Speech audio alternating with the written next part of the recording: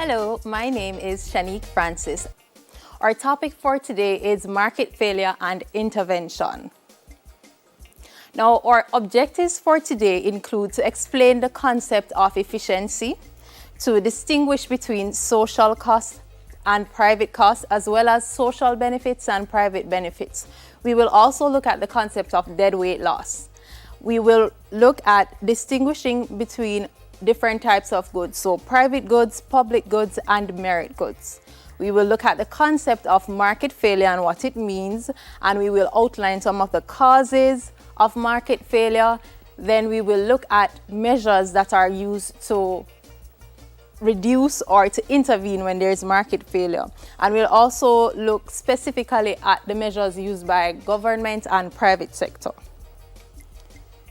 Now, before we get into the lesson, we're going to look at some key terms. So the first key term that we're going to look at is efficiency. Now, efficiency looks at the optimal production and distribution of scarce resources. There are different types of efficiency that we will focus on. So there is productive efficiency, and then also we will look at allocative efficiency.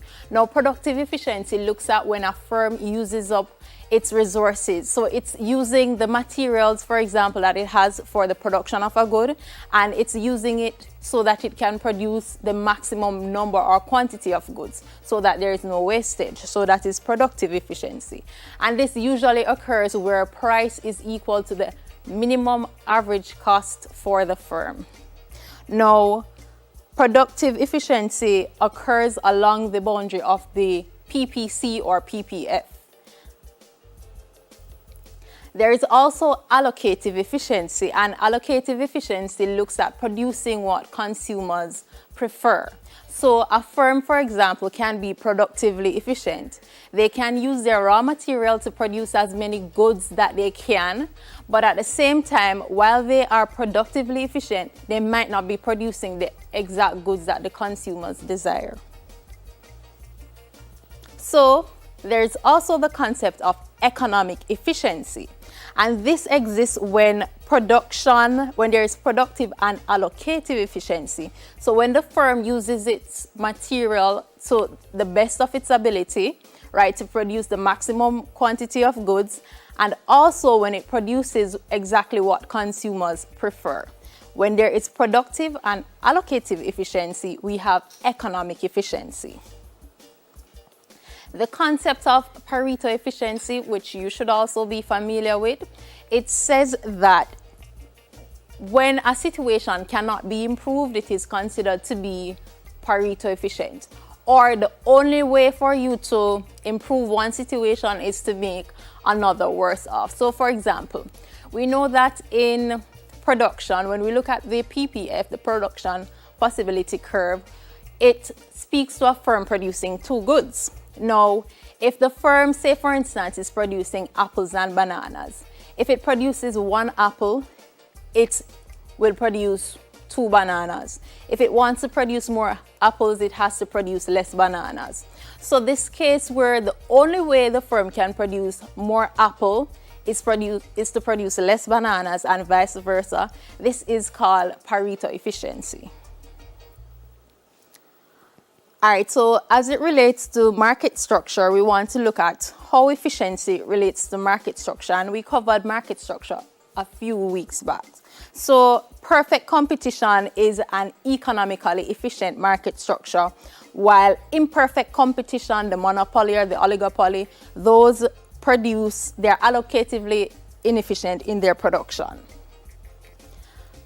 We'll also look at different types of goods. The first one is a public good. Now, a public good is one that an individual can consume without reducing the availability of it for other persons. And it is considered to be both non-rivalrous and non-excludable. So one person consuming this good does not diminish the amount that is available for another person. And also, you cannot exclude someone from using a public good. So I explained the concepts of rivalrous and non-rivalrous. So for instance, if I if I have a cake, if I am eating my cake, you cannot also eat my cake. So that would make the consumption of that good rivalrous.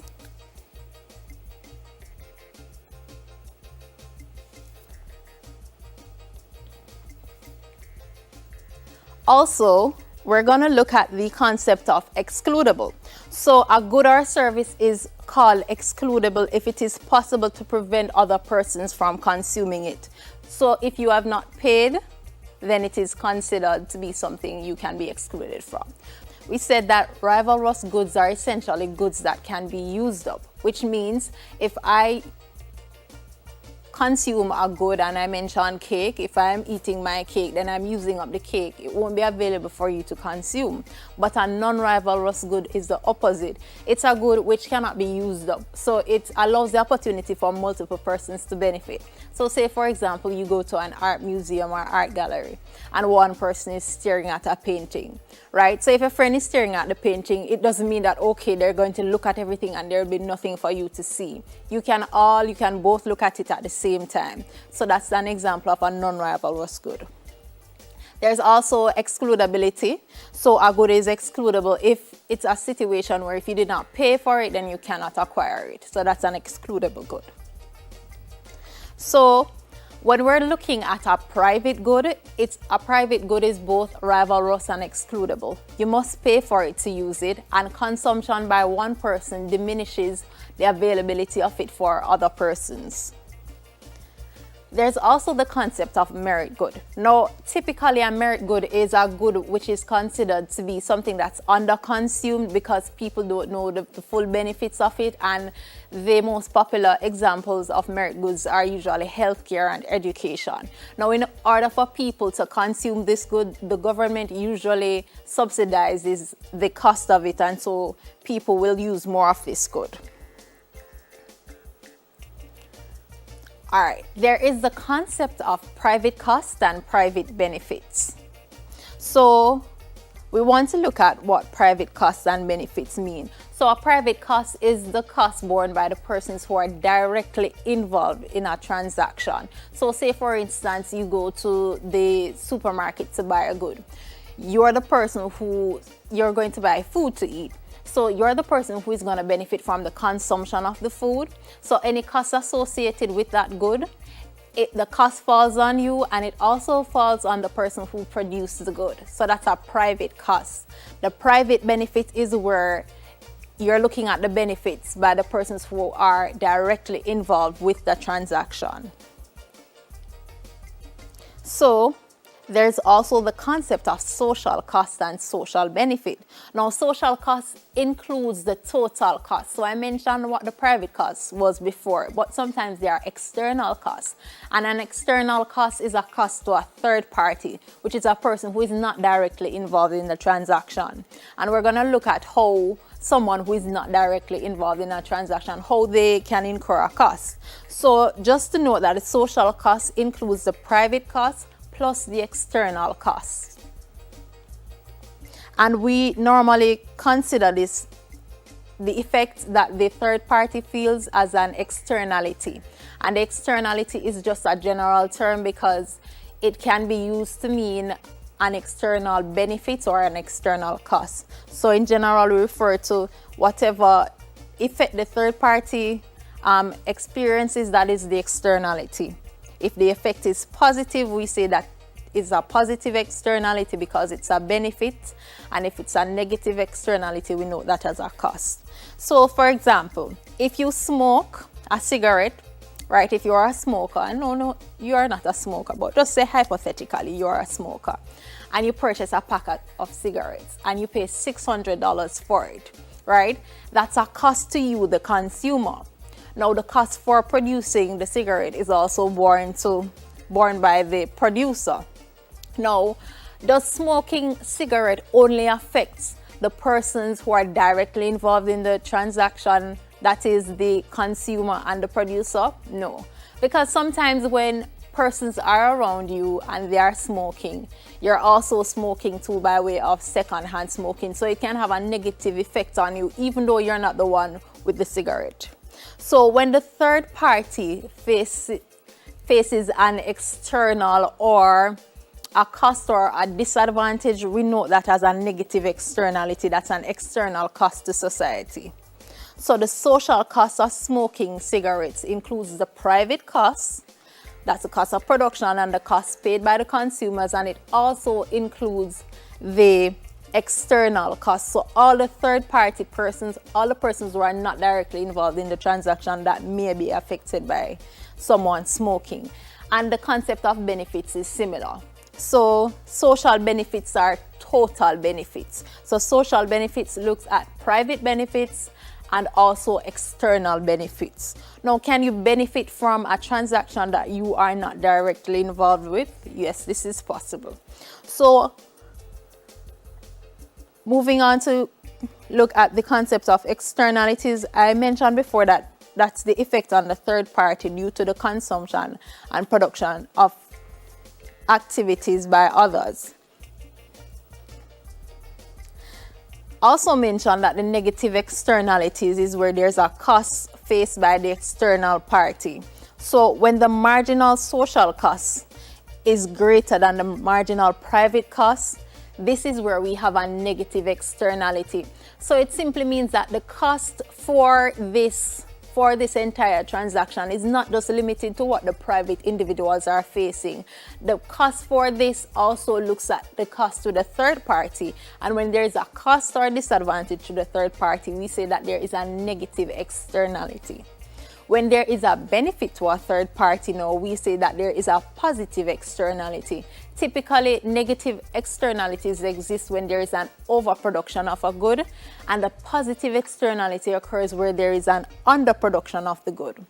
So one example of a positive externality, say you live in a community or you live close to a community and they start to construct a highway near your community. Now you're not directly involved in that transaction, it won't directly benefit you, but as a result of the construction, traffic has to be diverted and you have a business in your community. Now traffic is diverted from another place to your community, and because of the traffic diversion, now more people are stopping by your business because there's greater traffic in the area. People are seeing your business and they're stopping there to spend money. So you're not directly involved in the transaction of the construction of the highway, but as a third party you benefit. So that's an example of a positive externality.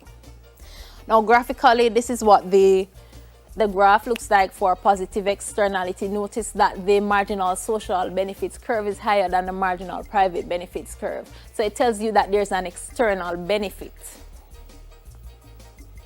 And then we look at the negative externalities graphically, and you'll notice what's happening here is that the social cost is greater than the private cost. So the cost is not just what the private individuals or entities are facing, there's also an external cost or cost to society.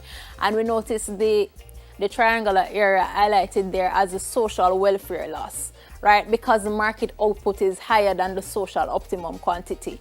So the social optimum quantity would have been Q1, but the market is overproducing. They're making too many goods, and as a result, it could cause pollution, and so people are negatively or adversely affected. Another popular concept is the concept of deadweight loss, and it's linked to what we just looked at. So deadweight loss occurs when there's inefficiency in the market, right? When deadweight loss occurs, supply and demand are not in equilibrium. So you would be familiar with the concepts of consumer and producer surplus. Now we want to look at how consumer and producer surplus relates to deadweight loss, and we look at it specifically when we have price controls. So typically when the market is in equilibrium, we notice what the consumer surplus and the producer surplus is here. Now if government implements a price ceiling for a good, and we note that an effective price ceiling is always below the market equilibrium. If there is a price ceiling implemented, we notice that PE would represent the equilibrium price if the market were to operate freely. Now, if there is a price ceiling and the price is set at PC, that would be below the equilibrium. what happens is that the previous producer and consumer surplus, which would have been the areas of 1, 2, 3, 4, 5, 6, that's a combination. 1, 2, 3 would be the consumer surplus initially, and 4, 5, 6 would be the producer surplus initially. Now, if there's a price ceiling, what will happen is that the price will be lower. And typically, when we remember the law of supply and demand, when prices are lower, there's a restriction of supply. There's less of an incentive for producers to produce more. So the price of the good will be lower. And the price ceiling is where the government says, okay, don't sell the good for a higher price than this. So at that point in time, the quantity supplied moves from Q1 to Q3, and the new producer surplus is at 6, the area that's labeled as 6 on the graph. And also the new consumer surplus is the area labeled 1, 2, 4. And so the areas 3 and 5 would represent deadweight loss. That's the cost to society. And the opposite is also true. If there's a price floor where the price is set at PM, we'll notice that 1 becomes the new consumer surplus, and the new producer surplus is represented by 2, 4, 6, and the deadweight loss is still 3 and 5. All right, so let us get into the concept of market failure. All of that was just to give you a foundation so that you could just have a better grasp of these concepts. Now, market failure happens whenever there is any type of inefficiency in the market. Whether the market is overproducing or underproducing, we have market failure. Now, there are different causes or different reasons why we have market failure. Market failure could be due to a monopoly, public goods and merit goods externalities, divergence between social and private costs, as well as social and private benefits, imperfect information, asymmetric information, open access to resources, lack of property rights, and non-existence of markets. So all of these mentioned are causes of market failure. Now, to understand how asymmetric information would cause market failure, we have to look at what it means. So asymmetric information looks at where one party has more or better information than the other. It's like you're about to go somewhere with your friend, but you know the way and your friend doesn't know the way, so it puts you at an advantage and puts your friend at a disadvantage if they're trying to figure out, where we're going. So in this sense, in our business sense, there are two types of asymmetric information that we typically focus on, and that's moral hazard and adverse selection. Now, moral hazard looks at a situation where the behavior of one party changes after the transaction has occurred. And the behavior changes because this person is not the person who will essentially face the consequences. So say, for instance, you insure your motor vehicle, you get a comprehensive policy, right? So it covers a lot of things, accidents, theft, you name it. Damage, scratches, anything to your vehicle. You have a comprehensive motor vehicle insurance policy. So you have your policy now and say, hey, even if I leave this car outside and I leave it open with the key in the ignition and it's stolen, I have insurance, so hey, who cares? Now, before you had insurance, you were very careful because you know that you would be on your own as it relates to replacing the motor vehicle. But after you get the insurance now, you decide that you can be very careless because the insurance company will have to pay you, and that's an example of moral hazard. The insurance company did not know beforehand that your behavior would change, and so initially that's how you would have had better information than the insurance company. And then there's also adverse selection. So uneven knowledge as it relates to adverse selection can cause the price of something to be different. So in this example, you're looking to get life insurance. Your friend is looking to get life insurance. Now, typically, insurance companies determine the premium that would be your regular payments or the fixed payments for your insurance policy based on the risk. And they're able to calculate the risks associated by asking you certain questions. So, for instance, if you and your friend are getting life insurance and your friend is a non-smoker, non-drinker, and you are a smoker and a drinker, typically your premium would be higher, meaning you would pay more money for that same amount of coverage. But what if you don't tell the insurance company this? What if you tell the insurance company that you don't smoke, you don't even know what alcohol looks like, you've never even, tasted alcohol? So more than likely, you and your friend might have the same premium, but you are at greater risk to the insurance company. Your health is at a greater risk because you smoke and drink every day. So this is a situation where, because you misrepresented your whole, health and misrepresented your social actions to the insurance company, they calculated a lower premium for you. So based on that, the price of your premium was determined because you're a non-smoker, non-drinker, according to you, right? But in reality, you really are a smoker and drinker. So you having that information now places you at an advantage because you didn't communicate that information to the insurance company. Another factor which causes market failure is lack of property rights, simply not owning the rights to a particular say for instance space, a particular piece of land or something that you could be doing production on. Maybe we could be mining gold or something, and we have one place where it exists in Jamaica but no one has the property rights for it. Then it simply means that the market for gold wouldn't exist in the country.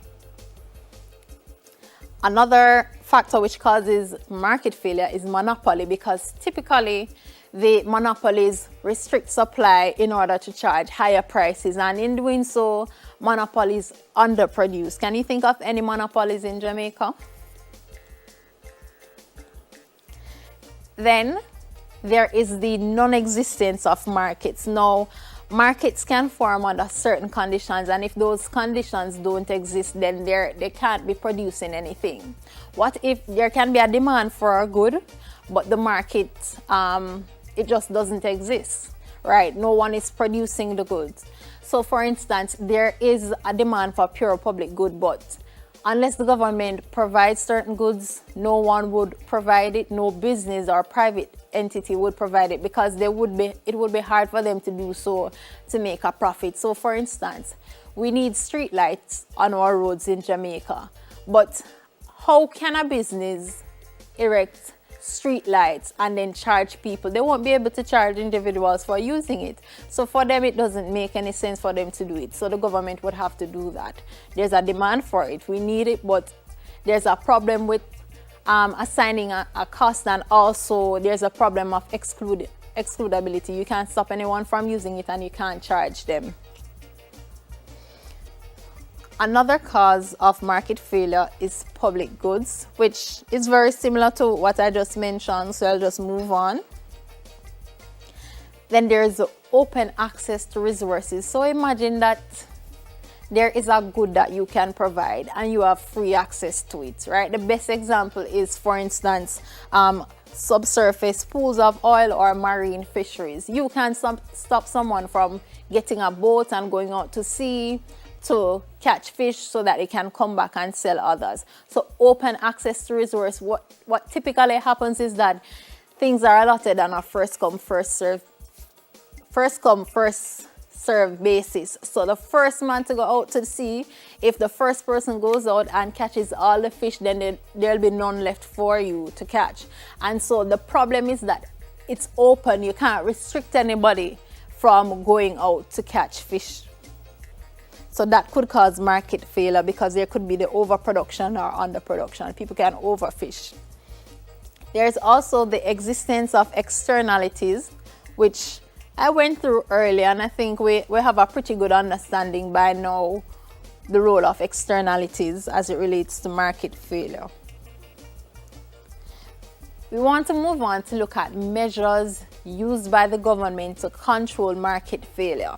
right? So whenever goods are being overproduced or underproduced in a country, it means that there is a lack of efficiency and the markets can operate better.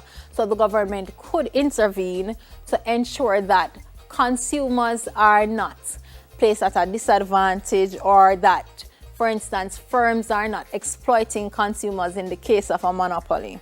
So government may intervene. It is important to know that government intervention doesn't always solve all the problems. It can solve some problems, and sometimes there can be disadvantages for intervening in the market. Even though intervention, the goal of intervention is to correct, it can also cause disadvantages.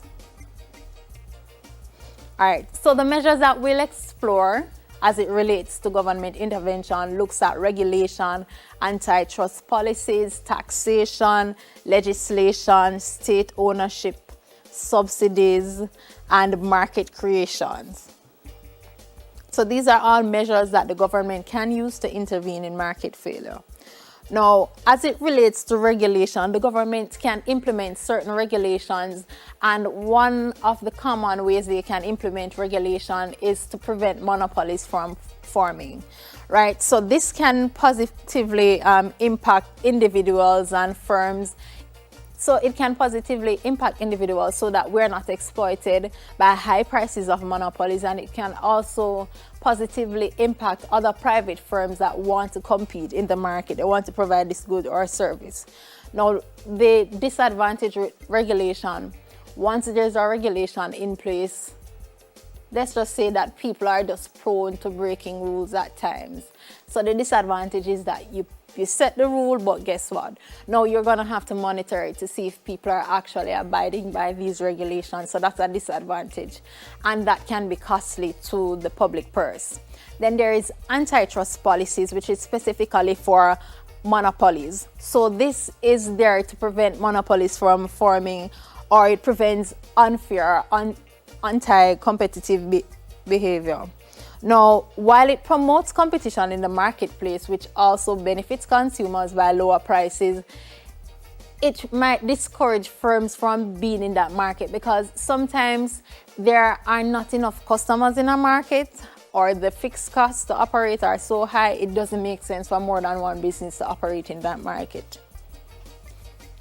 There is privatization and deregulation, where the government can look at businesses or firms that are operating that might not be operating efficiently, and they can consider those state-owned businesses or those public businesses or public organizations. They can consider them selling them to a private individual or entity, and so that is privatization, and removing regulations can also help. There is indirect taxes which the government can use.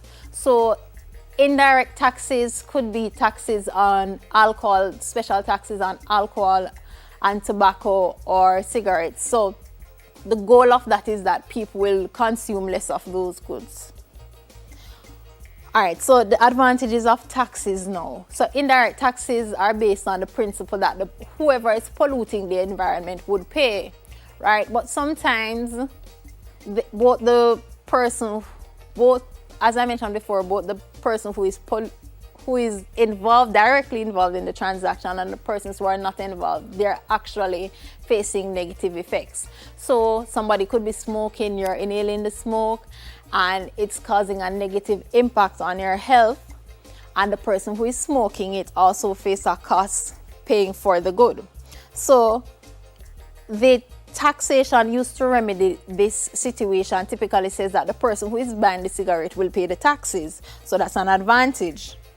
So another advantage is that the tax funds that are raised will help the government, and in some instances they can use the funds that are raised to compensate the persons who have been negatively affected.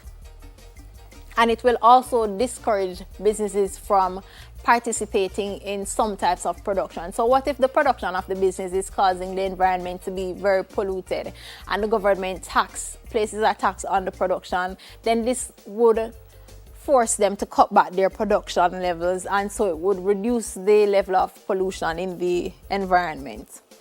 Disadvantages of using tax, though, is that Not in all cases the taxes collected will be used to benefit the individuals who suffer, the persons who experience negative externalities. And also, the use of taxes might make the cost of operations so high for the business that it discourages them from producing in that country or region totally, and so they choose to relocate to an area where taxes are lower. As a result, when they close their shops and go to another country or go to another area, it simply means that there's less tax revenue available for that country, and there's also less jobs available for those persons. So on one hand, you're punishing the businesses for polluting the environment, but then when you implement the tax, you could be punishing the individuals also who would have benefited from working with the company. Then there's also state ownership. So if the government realizes that a particular industry or business is operating there, underproducing or overproducing, they can take over that business to produce. They can provide subsidies to businesses in the event that there's a missing market or the market doesn't exist. It might be too costly and the government wants to encourage businesses or individuals to engage in that type of production. They can provide subsidies to reduce the costs of operation, and so the goods and services needed by people will be produced. They can also create markets by making tradable permits available. So essentially, the government gives the go-ahead for people to engage in the production of certain goods. Now, we looked at some of the pros and cons of government intervention, and we're going to look briefly at some private sector intervention strategies. But before we move on, I just wanted to think about the causes of market failure and the different intervention strategies that I mentioned. I want you to try to make a link between the different causes and what strategies can be used to intervene in specific types of market failure. So I did mention before that there is regulation, antitrust policy as measures, taxation, privatization and deregulation, state ownership, subsidies, legislation, and market creation, making tradable permits. Before that, we also looked at some of the causes of market failure. And the causes include the monopoly, public and merit goods, externalities, whether they are negative or positive, asymmetric information, open access to resources, lack of property rights, and non-existence of markets for trading. I wanted to make a link between the different causes of market failure and also what you think the government could do to intervene in those different types of market failure.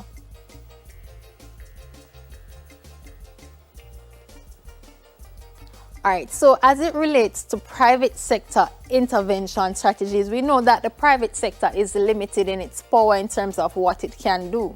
So while the private sector cannot just go and take over a business that the government owns if the government is not looking to sell the business, or they cannot implement laws, there are different things that private companies can do, especially private companies that their actions might contribute to market failure, whether they're overproducing or underproducing, so that they can take advantage in the sense of restricting supply so that they can charge higher prices. Now, the main private sector intervention strategies that would be highlighted in your syllabus include corporate code of conduct or ethics, corporate social responsibility, voluntary agreements, and corporate ethics. So essentially, it's whatever the organization can agree to, whatever regulations or policies they can voluntarily agree to or set up within their operations to ensure that they are operating in a way that is efficient. So for instance, they can join or agree to voluntary agreements about how they treat the environment, how they discard their waste, and so those type of agreements would see either the business cutting back on production to reduce the effects of negative externalities, or they might do something that might include something in their code of ethics or operations with how they produce goods or services in the community or environment. So we want to recap all that you have done so far. Today we looked at the market failure and intervention. We looked at different types of efficiencies.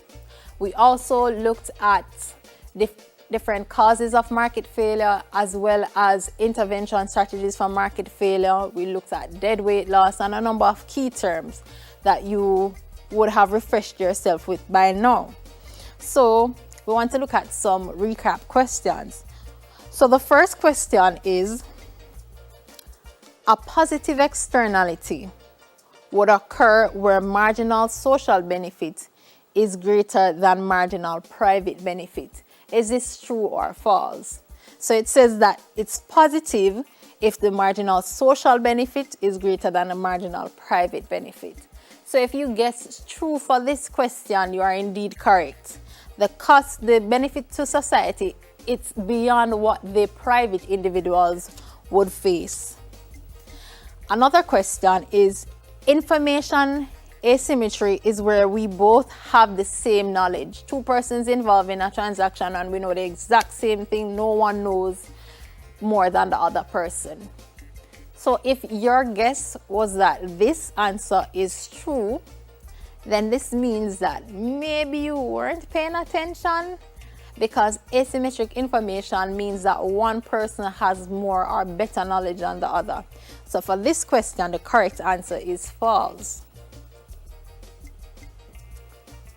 Next question. If the social cost of providing a product exceeds the private cost, then there is a case for imposing taxes or looking for other ways of restricting output. So let me say this another way. If the cost to society is greater than the private cost, then does that mean that we should impose a tax? Should the government impose a tax if the cost to society is greater than the private cost? Yes, because this means that there is a negative externality.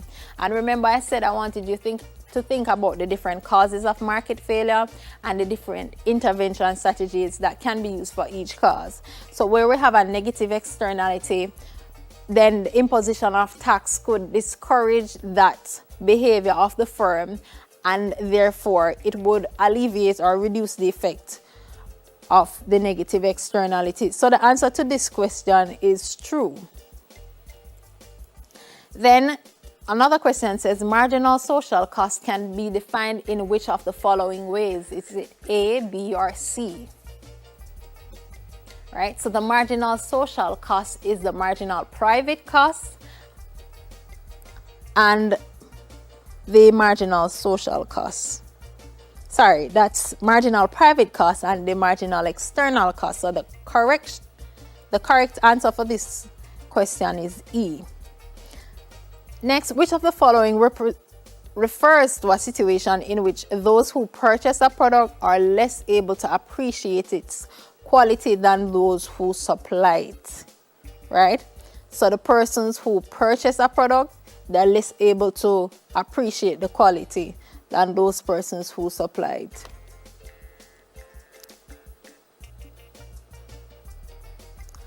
If the regulation can be shown to result in a net welfare loss, then this may be used as an argument in favor of deregulation. Is this true or false?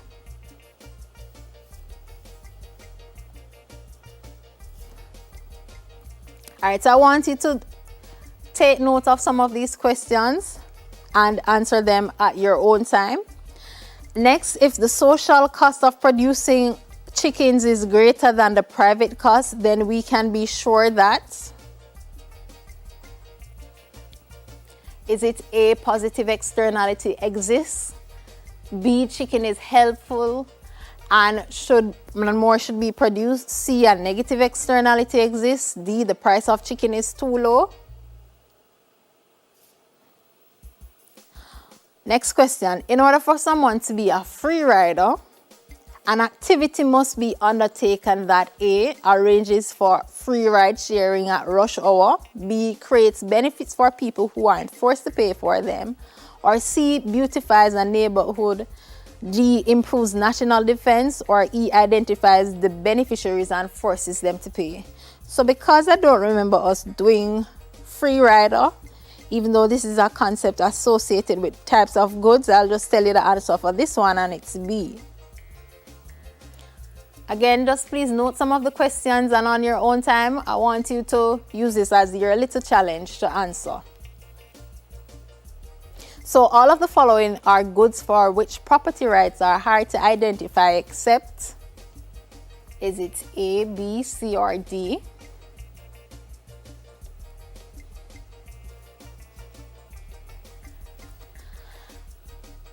Next question, all of the following are ways to cope with negative externalities except, is it public choice, obligatory control, pollution taxes, creating new property forms?